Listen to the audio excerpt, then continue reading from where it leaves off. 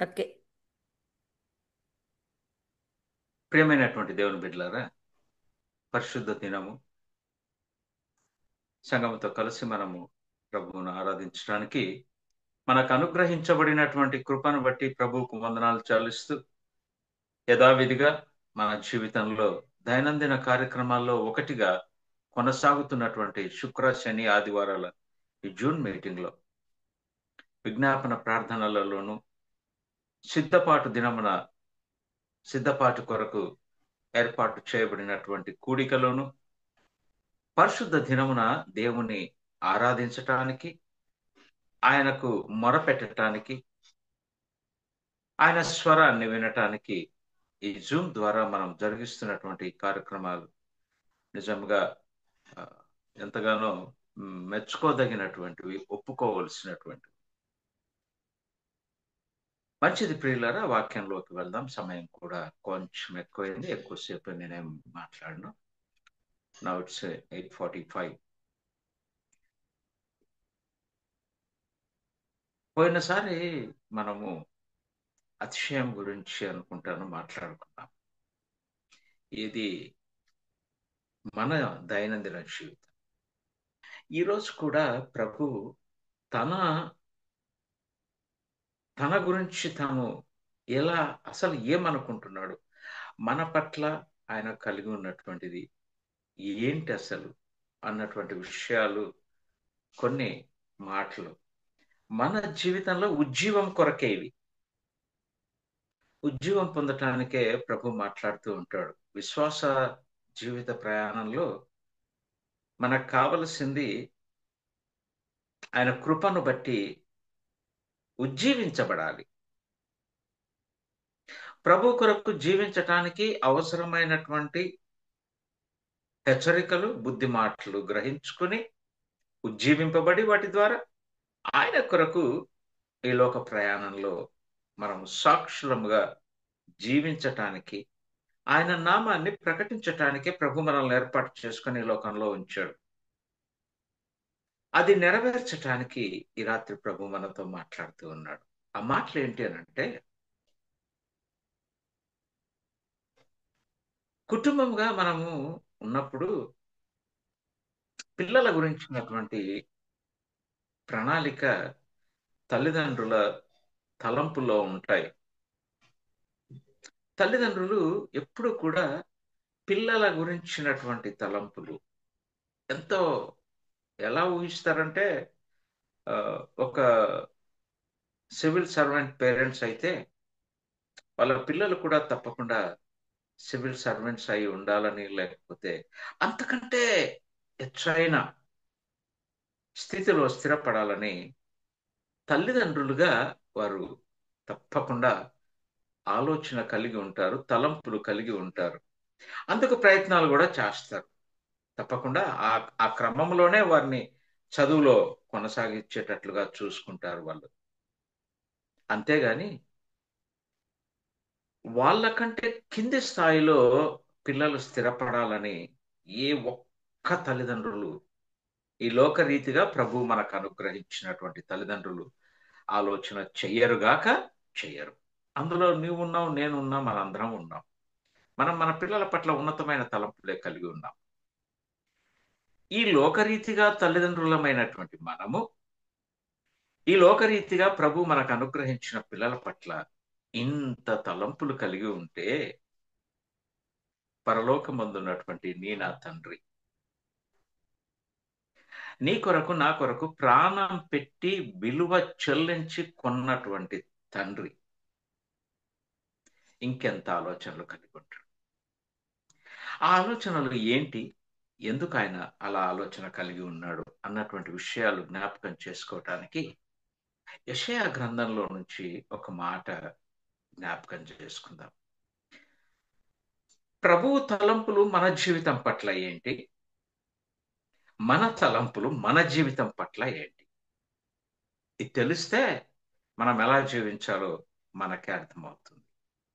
కాబట్టి లేఖన భాగాలు, పరిశుద్ధ గ్రంథాన్ని తెరచి దయచేసి పరిశుద్ధ గ్రంథం మీ ముందు ఉంచుకోండి. నేను చెప్పినటువంటివి తెరిచి మీరు కూడా చూడండి. అందులో ఎందుకంటే చూచినప్పుడు ఆ మన సైట్ కూడా ఆ మాటలను గ్రహిస్తుంది.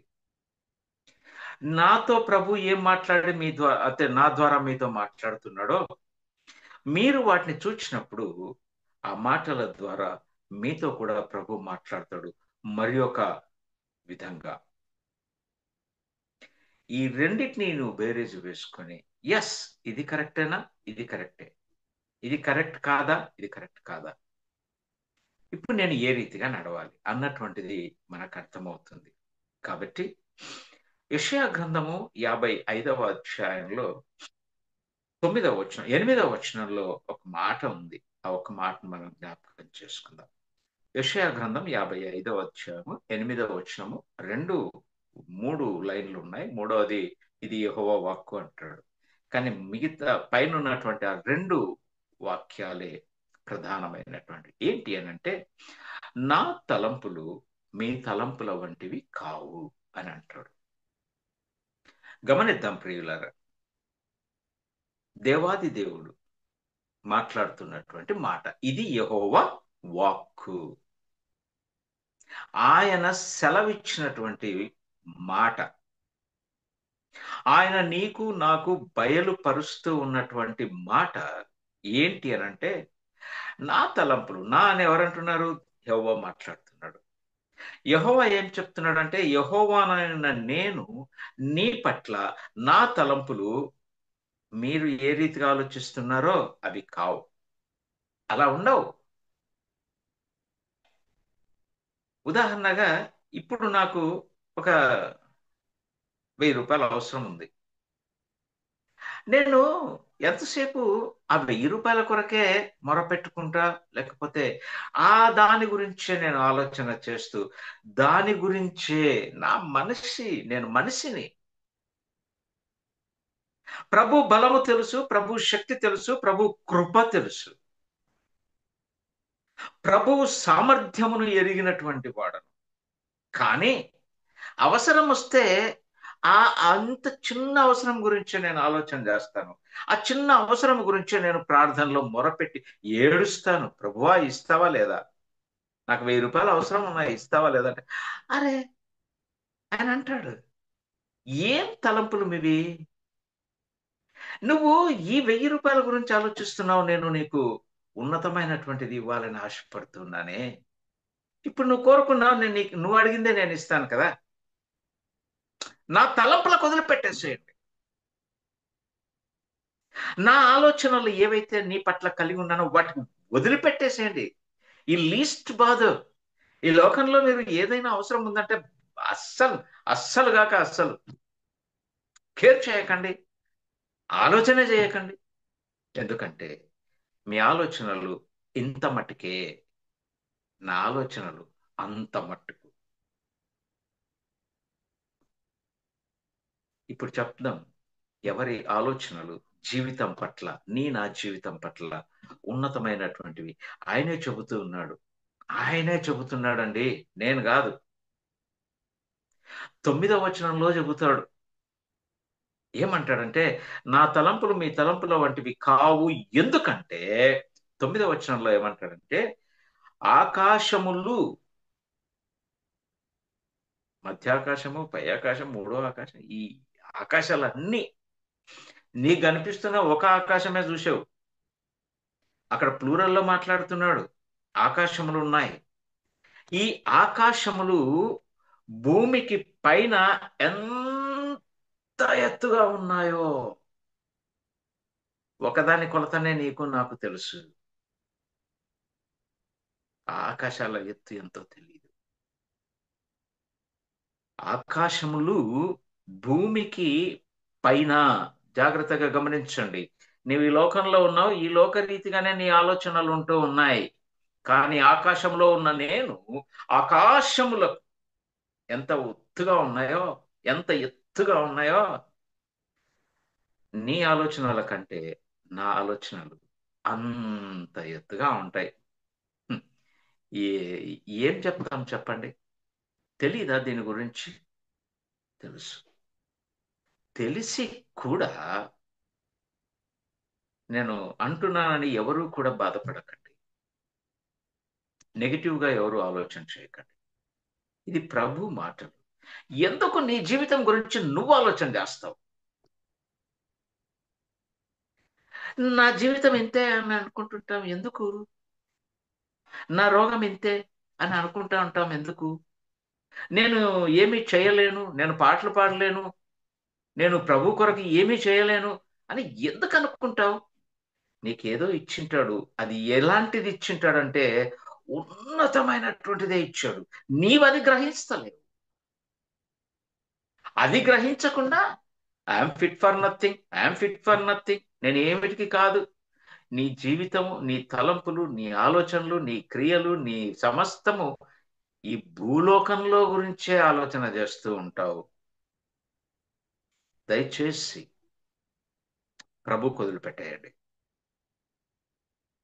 ఎందుకు ప్రభు వదిలిపెట్టమంటున్నానంటే ఆయన స్పష్టంగా ఈరోజు మాట్లాడుతున్నాడు. నా తలంపులు, ప్రియమైనటువంటి వారులారా, నా తలంపులు మీ తలంపుల వంటివి కావు. ఎలా ఉంటాయంటే ఆకాశములు భూమికి పైన ఎంత ఎత్తుగా ఉన్నవో అంత ఎత్తైన తలంపులు నావి. తలంపులు అంత ఎత్తుగా ఉంటాయి, అంత ఉన్నతంగా ఉంటాయి అన్నమాట. మహోన్నతమైనటువంటి తలంపు. ఎవరి పట్ల, దేని పట్ల? నీ నా జీవితం పట్ల. ఎందుకు నాకు ఇంత ప్రేమ, ఎందుకు నాకు ఇంత దయ మన మీద అంటే ఒకే ఒక్క మాట.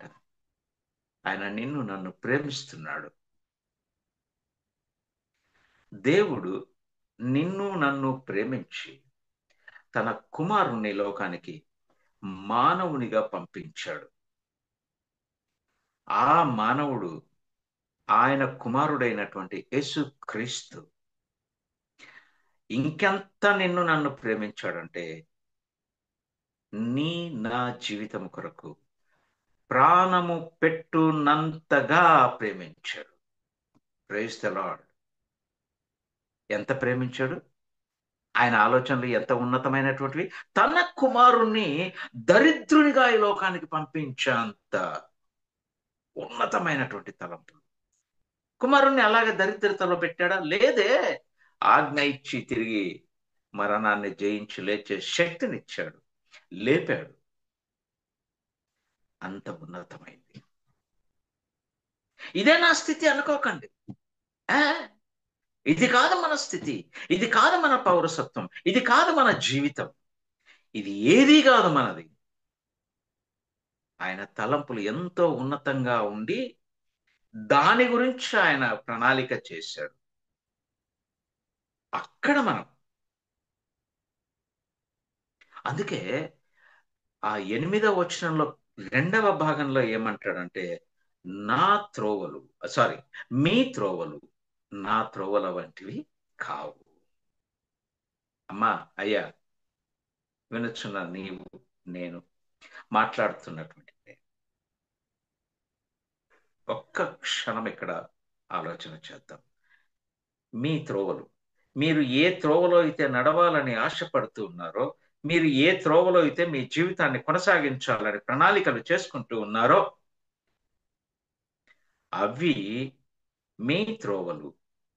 నేను నీ కొరకు ఏర్పాటు చేసిన త్రోవ వంటివి కావు.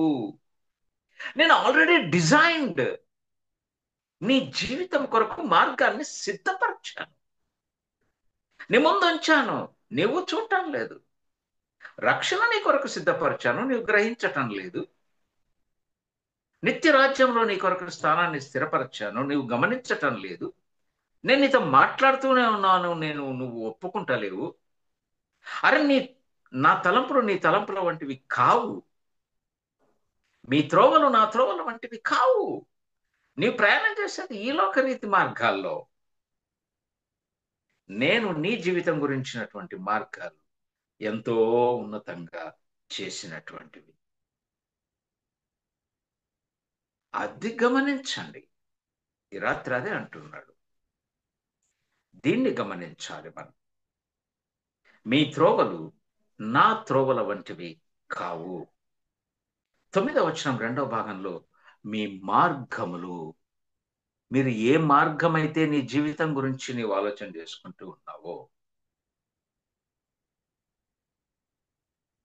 నేను ఇలా జీవించాలని నువ్వు ఒక స్థిరమైన మార్గాన్ని ఏర్పాటు చేసుకున్నావో, ఆ మార్గాలు నా మార్గముల వంటివి కావు. మీ మార్గముల కంటే నా మార్గములు, మీ తలంపుల కంటే నా తలంపులు అంత ఎత్తుగా ఉన్నాయి. ఎంత ఎత్తుగా? ఆకాశముల కంటే ఉన్నతంగా ఉన్నాయి. క్రీస్తునందు ప్రియమైన దేవుని బిడ్డలారా, just forget about all these things. వీటన్నిటి గురించి మర్చిపోండి. ఒక్కటే గుర్తుపెట్టుకోండి, ఆయనకి ఇచ్చేసేయండి అంత. ఆయనకు సమర్పించుకుందాం. ఏ రీతిగా అయితే తండ్రి కుమారునికి ఆజ్ఞాపించి నీవు ఈ భూలోకానికి మానవునిగా నరావతారిగా వెళ్ళాలి అంటే, ఆయన విధేయుడై కుమారుడు ఏ రీతిగా మరణానికి తన్ను తాను అప్పగించుకున్నాడో, శిలువ మరణానికి ఏ రీతిగా తన్ను తాను అప్పగించుకోవటానికి విధేయుడయ్యాడు తండ్రికి. తండ్రికి విధేయుడయ్యాడు కాబట్టే మరణాన్ని వినుచున్న నీవు నేను కూడా అట్టి విధేయతతో నీ జీవితాన్ని ఆయనకు సమర్పించుకుంటే, ఆయనకు సమర్పించుకో చాలు. ప్రణాళిక ఆయన చేస్తాడు, ఆలోచన ఆయన చేస్తాడు, మార్గాలు ఆయన సిద్ధపరుస్తాడు. I no doubt about it. నీవు నేను కాదు మాట ఇచ్చింది. 8వ వచనం 3వ లైన్లో ఏమంటున్నాడు? ఇది యెహోవా వాక్కు. Praise the lord. రవికుమార్ మాట్లాడితే మాట తప్పుతాడు. ఎందుకంటే నేను శరీరంతో ఉన్నాను కాబట్టి. కానీ మాట్లాడుతుంది ఎవరు? వాగ్దానం ఇచ్చింది ఎవరు? చెప్పుతున్నది ఎవరు అనంటే, సైన్యములకు అధిపతి అయిన యెహోవా దేవుడు. నిన్న నేడు రేపు ఏకరీతిగా ఉన్న ప్రభువు. మాట ఇచ్చి తప్పేవాడు కాదు. కృప వెంబడి కృపను అనుగ్రహించే ప్రేమ కలిగిన దేవుడు. ఇది ఆయన తలంపులు. ఎంత ఉన్నతంగా ఉన్నాయో చూడండి. మాట్లాడుతూ ఉంటే నాకే I'm so proud of my lord. ఎందుకంటే నా కొరకు అంత ఉన్నతంగా ఆలోచన కలిగి ఉన్నాడు ఆయన. నేను చాలా సందర్భాల్లో ఈ మాటను బట్టి బలం తెచ్చుకుంటూ ముందుకు సాగుతూ ఉంటాను. ఎవరు ఎన్ని మాట్లాడుకున్నా లీస్ట్ బాధ. ఎందుకంటే నా జీవితం పట్ల తలంపులు ఆయనకున్నాయి. ఆయన కలిగి ఉన్నాడు. ఈ రోజు ఇక్కడ ఈ సమయానికి నేను మాట్లాడడానికి అది ఆయన తలంపు. ఇది నా ఆపర్చునిటీ అని నేను అనుకోను, నేను చెప్పను కూడా. కాదండి, ప్రభు తలంపు కలిగి ఉన్నాడు. అందుకే ఈరోజు నా నోట ఈ మాటలు పెట్టాడు. ఒకవేళ నా మాటలైతే నేను జ్యోతినో లేకపోతే ఇంకొకరినో అడిగి ఛాన్స్ తీసుకొని నేను మెసేజ్ చెప్తాను అంటే తూతూ మాటలు ఉంటాయి. ఏమనుకోవద్దండి, ఏమనుకోవద్దండి. ప్రభు అందరినీ వాడుకుంటాడు. కానీ గమనించవలసింది, నా తలంపైతే అది ఎలా ఉంటుందంటే ఈ లోకరీతిగానే ఉంటుంది. ఎప్పుడైతే ఇలా మాట్లాడని ప్రభువు తలస్తాడో, ప్రభువు మార్గాన్ని సిద్ధపరుస్తాడో, ఆయన మాట్లాడతాడు. సిద్ధపాటే అక్కర్లేదు. గర్వపడతాను ఒక్కొక్కసారి. నేను ఎంత గర్వపడతానంటే, నాకు ఒక్కోసారి సందర్భాలు సడన్ గా వాక్యం చెప్పండి అని ఇస్తారు. ఒకసారి అయితే గూగుల్ మీట్ అనే ఒకటి ఉంది, ఏదో దాంట్లో చాలా వాడుకుంటూ ఉంటారు, చెప్తా ఉంటారు. తెల్లవారుజామున 5 గంటలకు ఫోన్ చేసి ఆ అమ్మాయి ఏదో ఒక చర్చ్ ఉంది, వాళ్ళు తెల్లవారుజామున 5 గంటలకు 6 గంటలకు వాళ్ళది స్టార్ట్ అవుతుంది. 5:30 గంటలకు వర్షిప్ జరుగుతుంది, 6కు వాక్యం స్టార్ట్ అవుతుంది.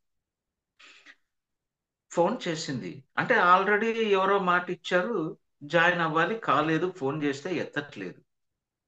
ఆ టైంలో నాకు ఫోన్ చేసి, uncle please can you share the word of God అన్నారు. మంచి నిద్రలో ఉన్నాను. ఏం మాన్ అంటే, అంకుల్ ప్రామిస్ చేసిన ఆయన ఫోన్ లిఫ్ట్ చేయట్లేదు, విల్ యూ ప్లీజ్ అని. అమ్మా, ప్రభు గొప్పవాడు రా, ఆయన మాట్లాడుకుంటాడు, చెప్తానులే, నేను జాయిన్ అవుతాను, ఒక్క 2 నిమిషాలు టైం ఇవ్వను. Okay uncle, no problem. ఎందుకంటే అప్పటికి స్టార్ట్ అయ్యింది, వర్షిప్ జరుగుతూ ఉంది. అయ్యాను. ఆ రోజు ప్రభు అద్భుతమైనటువంటి మాటలు జూమ్లో, ఆ గూగుల్ మీట్లో వచ్చినటువంటి వాళ్ళందరూ కూడా ఒప్పుకున్నారండి, ఒప్పుకున్నారు. ఈరోజు ప్రభు నాతో మాట్లాడారు. ఈ తెల్లవారుజామున నా కొరకే ప్రభు మిమ్మల్ని ఏర్పాటు చేసుకుని. ఎస్, ఆయన తలంపులు అంత ఉన్నతమైనటువంటి. నేను గొప్ప కోసం చెప్పట్లేదు, దయచేసి నన్ను మీరు అస్సలు చూడకండి.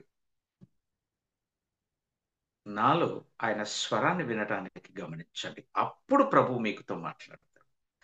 రవెన్న మాట్లాడుతున్నాడు అని చూసినామంటే మాత్రం నీతో ఏం మాట్లాడు.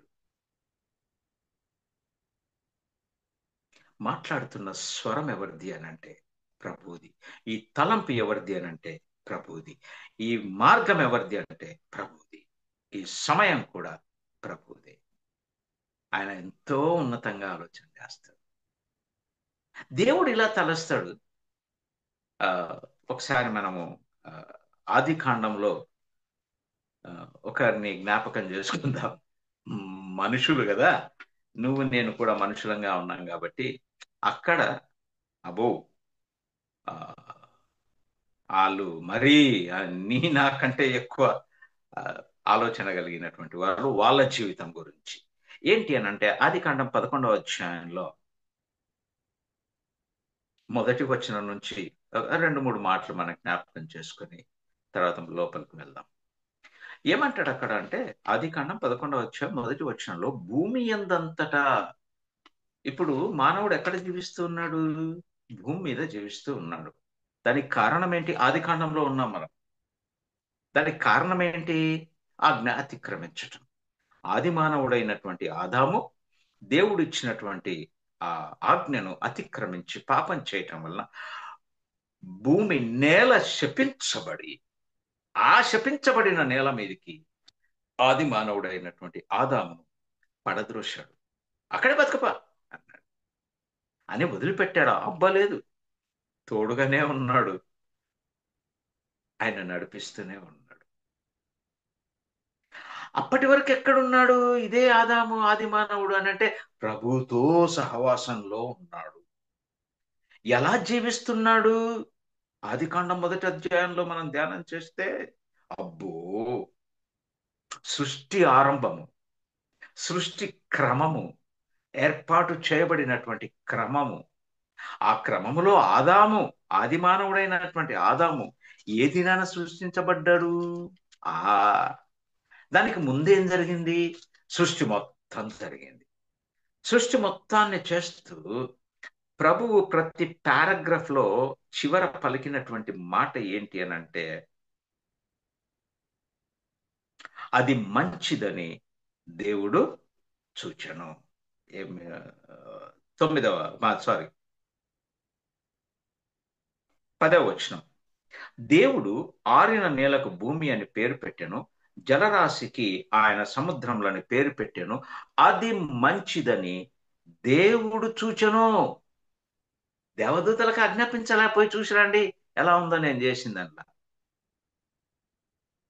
నో, పర్సనల్లీ దేవుడే తాను తలపెట్టిన తన తలంపు ప్రకారంగా, తన మార్గం ప్రకారంగా ఏ దినానైతే మానవుడు సృజించబడాలో ఆ దినానికి ముందు ఆ మానవుని కొరకు మార్గాన్ని సిద్ధపరుస్తూ ఉన్నాడు. శ్రేష్టమైనటువంటి మార్గంలో. అబ్బో, ఎంత ప్రేమ అండి! దేవుడు లోకమును ఎంతో ప్రేమించే, ఎంత అంటే ఇదో ఇక్కడి నుంచే మొదలు పెట్టాడు ఆయన ప్రేమించటం, వదిలిపెట్టలా. అలాగా ప్రతి పారాగ్రాఫ్కి వస్తే అది మంచిదని దేవుడు చూచెను 12వ వచనంలో, అది మంచిదని దేవుడు చూచెను 19వ వచనంలో. అంతకు ముందు కూడా కొన్ని ఉన్నాయి, నేను ఒట్టిగా టూకీగా చెప్పుకుంటూ వెళ్తూ ఉన్నాను. 21వ వచనంలో కూడా అది మంచిదని దేవుడు చూచాడు. ఏది చేసినా దేవుడు టెస్ట్ చేశాడు. ఎవరి కోసం ఇవ్వటానికి? ఆదాముకి ఇవ్వటానికి. అంత శ్రేష్టమైనటువంటి తలంపులు మానవుని పట్ల ఉన్నాయి దేవునికి. భయపడకండి, జడియకండి, కుంగిపోకండి. ఎందుకు కుంగిపోతాం? అక్కర్లేదు. చూసుకునేవాడు ఆయన, ఏర్పాటు చేసేవాడు ఆయన. నీవేం చేస్తావు? మహా అంటే ₹1,00,000 సంపాదిస్తావు, మహా అంటే ₹1,00,00,000 కలిగి ఉంటావు, ఇంకా మహా అంటే ఇంకెంతో కలిగి ఉంటావు. ఇంకా అంతకంటే పరలోకానికి మార్గం ఏర్పాటు చేసుకోగలవా? పరలోకంలో నిత్య రాజ్యంలో ఆయనతో జీవించడానికి అర్హత పొందగలవా? నో. ఎందుకు కుంగిపోతావు? ఆయన తలంపులు శ్రేష్టమైనటువంటివి. ప్రియమైనటువంటి వారులారా, ఎంత శ్రేష్టమో చూడండి. ఆదామును ఏర్పాటు చేయక ముందే ఆదాము కొరకు ఇంత శ్రేష్టమైనటువంటి సిద్ధపరిచిన దేవుడు నిన్ను నన్ను ఎంత ప్రేమించాడో తెలుసా? ఆదామును ఎంత ప్రేమించాడో ఊరికే సృష్టి ఇచ్చాడేమో, అలా అనకూడదు కానీ అంటున్నాను. నిన్ను నన్ను ఎంత ప్రేమించాడంటే తన ఏకైక కుమారుణ్ణి మరణానికి అప్పగించినంతగా ప్రేమించాడు. అబ్బా, ఎవరు గొప్ప అండి? ఎవరు గొప్ప ఇప్పుడు? I'm great. నా దేవుడు నన్ను ప్రేమిస్తూ ఉన్నాడు కాబట్టి నేను ధన్యుడనే.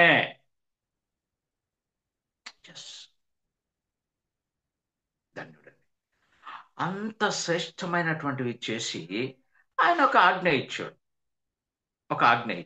ఏం ఆజ్ఞ ఇచ్చాడంటే 27 28 దేవుడు వారిని క్షమించండి, ఆజ్ఞ కాదు, ఆశీర్వదించాడు. ఆశీర్వదించే క్రమంలో తను పలికినటువంటి మాటలను గమనించినట్లయితే దేవుడు వారిని ఆశీర్వదించడం ఎట్లనగా, మీరు అమ్మ జాగ్రత్తగా వినాలి, ఆయన తలంపులు చూడండి. మీరు ఫలించి అభివృద్ధి పొంది విస్తరించి భూమిని నిండించి దానిని లోపరచుకొనుడే. You rule the. మీరు పాలన చెయ్యండి. మీరు పాలకులు. ఈ లోకంలో పాలకులే, నా దగ్గరికి వచ్చినప్పుడు పాలకులే. అక్కడ మీకు రాజ్యమే ఇస్తా. ఇక్కడ కూడా మీరు పాలకులే. కుంగిపోతావు ఎందుకు? పరిపాలించాల్సింది నువ్వు కాదు, ఆయన చూసుకుంటాడు. ఇచ్చింది ఆయన, ఆయన నడిపించడా? నో. కుంగిపోకండి. అట్టి ఆశీర్వాదము దేవుడు అనుగ్రహిస్తే 11వ వచనానికి వస్తే ఆడ ఏం జరిగిందో మీకు బాగా తెలుసు. ఏం జరిగిందంటే, భూమి ఎందంతటా ఒక్క భాషయు ఒక్క పలుకును ఉండేను. అప్పటికి అలా ఉన్నప్పుడు మానవుని యొక్క తలంపులు, మానవుడు ఏర్పాటు చేసుకున్న మార్గములు చూద్దాం. ఇక్కడ 2వ వచనం నుంచి నేను చదువుతాను, జాగ్రత్తగా గమనించండి. వారు తూర్పున ప్రయాణమైపోచుండగా సీనారు దేశమందు ఒక మైదానము వారికి కనబడెను. ఒక ఓపెన్ ప్లేస్, ఒక పెద్ద విస్తారమైనటువంటి ఓపెన్ ల్యాండ్ వాళ్ళకి కనపడింది. అది మైదానం. అక్కడ వారు నివసించి, ఇప్పుడు మానవుని ఆలోచనలు చూడండి అమ్మా. ఆదికాండం 1వ అధ్యాయం 28 ఏమన్నాడు? నేను మళ్ళీ చదవాలనా? మీకు గుర్తుందా? చదివి మళ్ళీ వినిపిస్తాను. ఆ మాటలు ఈ మాటలు కంపేర్ చేసుకోవాలి. దేవుడు వారిని ఆశీర్వదించాను ఎట్లనగా, ముందు మీరు ఫలించండి, ఫలించిన మీరు అభివృద్ధి చెందండి, ఫలించి అభివృద్ధి చెందిన మీరు విస్తరించండి, విస్తరించిన మీరు భూమిని నిండించండి. ఏ భూమిని అయితే మీకు జీవించటానికి అనుగ్రహించానో ఆ భూమిని మీరు నింపండి. నింపడం మాత్రమే కాదు, ఆ భూమిని మీరు ఏలండి. ఇది ప్రభు ఆలోచన. వీడికొస్తే 11కు వీళ్ళేమనుకుంటున్నారు చూడండి. మనము ఇటుకలు 3వ వచనం, మనము ఇటుకలు చేసి బాగుగా కాల్చుదము రండని ఒకనితో ఒకడు మాట్లాడుకొనురి. ఆ దినాల్లో ఉన్నది ఒకే భాష. మాట్లాడుకున్న వారందరికీ బాగా అర్థమవుతుంది ఎందుకంటే ఒకే భాష ఒకడు మాట్లాడుతున్నాడు, అందరూ మాట్లాడుతున్నారు, వారి భాషనే అందరికి అర్థమైంది. ఏమర్థమైంది? మనం ఇక్కడే ఉందాం, మైదానం బాగుంది, ఇటుకలు తయారు చేసుకుందాం, అది కూలిపోకుండా బాగా గట్టిగా కాలుద్దాం, మంచి ఇటుకలు తయారు చేద్దాం, ఆ ఇటుకలతో ఏం చేద్దామంటే ఒక గోపురమును కట్టుదాము అని అన్నారు. మానవుని యొక్క తలంపులు, మానవుని యొక్క మార్గములు ఇవి. అక్కడ వాళ్ళు మాట్లాడతారు అన్నమాట. రాళ్లకు ప్రతిగా ఇటుకలను, అడుసునకు ప్రతిగా మట్టి కీలును వారికి ఉండేను అప్పుడు. మరియు వారు వారు ఒకరికొకరు చెప్పుకున్న మాట, ఒక పెద్ద కాన్ఫరెన్స్ పెట్టుకున్నారు. పెట్టుకొని వాళ్ళు ఏమనుకుంటున్నారంటే, మనము భూమి ఎందంతటా చెదరిపోకుండా, 1:28 ఏముంది, విస్తరించండి, భూమిని నింపండి అని. వీళ్ళేమనుకుంటున్నారు, మనం ఎక్కడ పోతే ఇక్కడే ఉందాం. ఏ దేవుడేమో మీరు విస్తరించండి అంటే, మానవుడు నేను ఇక్కడే ఉంటే ఈ స్థితి నాకు బాగుంది అంటాడు. ఆ, ఛీ, మాట్లాడుకోవడానికే అసహ్యంగా ఉంది. ఇది నీ స్థితి కాదంటున్నాడండి. కానీ వీళ్ళేమనుకుంటున్నారంటే, మనము భూమి ఎందంతటా చెదరిపోకుండా ఒక పట్టణము కట్టుకుందాం. అబ్బో, ఏం మార్గం వేశారండి, స్కెచ్ బాగుంది. ఓ పట్టణమే కడదాం అనుకున్నారు. ఆ పట్టణంలో ఆకాశమునంటూ శిఖరము గల ఒక గోపురము కట్టుదాము అన్నాడు. ప్రభు ఒప్పుకుంటాడా? ఆ, అందుకే అక్కడ భాషలు తారుమారు చేశాయి.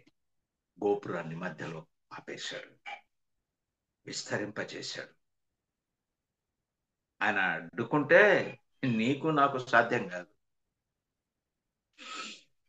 కాబట్టి ప్రియమైనటువంటి దేవుని బిడ్డలారా, మన తలంపులు ఆయనకు అనుగ్రహించేద్దాం. ఆయన ఆలోచన చేస్తాడు, ఆయన ప్రణాళిక చేస్తాడు. నిన్ను నన్ను, ఈ తర్వాత వినబోతున్నటువంటి మీకు కూడా ఒక ఉన్నతమైనటువంటి తలంపు, ఉన్నతమైనటువంటి మార్గము ఆయన సిద్ధపరిచాడు. మళ్ళీ చెబుతున్నాను, వాగ్దానం ఇచ్చిన దేవుడు ఎంతైనా నమ్మతగిన దేవుడు. నాట్ లైక్ రవికుమార్, ఆయన నమ్మతగినవాడు. ఆయన మీద ఆధారపడితే, 103వ దావీదు కీర్తనలో ఆ మాట ఉంది, చూసుకొని ముగించేసుకుందామండి. కొంచెం ఎక్కువైంది, క్షమించండి. 103వ దావీదు కీర్తన, క్షమించాలి, 103వ దావీదు కీర్తన 11వ వచనం.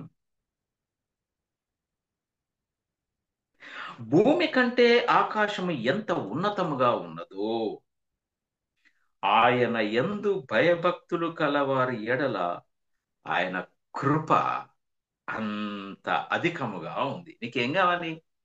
దేవుని కృప కావాలి.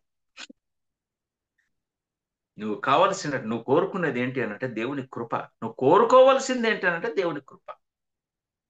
ఆ కృప అధికముగా ఉంది. ఎవరి పట్ల అంటే దేవుని యందు భయభక్తులు కలవారి పట్ల. ఆయన యందు ఎవరైతే భయభక్తులు కలిగి ఉంటారో, భయం అంటే నాట్ లైక్ దిస్, ఇలా అబ్బో అని ఇట్లా పట్టుకుంటే కాదు. ఈ భయం కాదు, జీవించటానికే భయపడాలి, అట్టి భయం కలిగి ఉండాలి. అది భయం. ఆ భయం కలిగి ఉండి అలా ఉంటే ఆయన కృప అట్టి వారి ఎడల అధికముగా ఉంది. ఇంకేం కావాలి చెప్పండి? ఈ మాటల చేత దేవుడు నా జీవితంలో ఉజ్జీవము కలిగింపచేసి, ఇక ముందు జీవితము ఆయనకు సమర్పించుకుందాం. ఇక ముందు మన తలంపులు ఆయనకు అప్పగించుకుందాం. ఇక ముందు మన మార్గములు ఆయన చేతికి అప్పగించేసుకుందాం. ఎలాగా అంటే విధేయులమై. ఆయన ఏం చెప్తే దానికి ఒబ్బియ కావాలి అంటాడు కదా. తీతు రాసిన పత్రికలో, శోధన సహించువాడు ధన్యుడు. అతనిలో నీవు నేను కూడా ఉండాలి. అట్టి కృప దేవుడు మనందరికీ కూడా అనుగ్రహించి నడిపించి ప్రోత్సాహపరచునుగాక. ఆమేన్.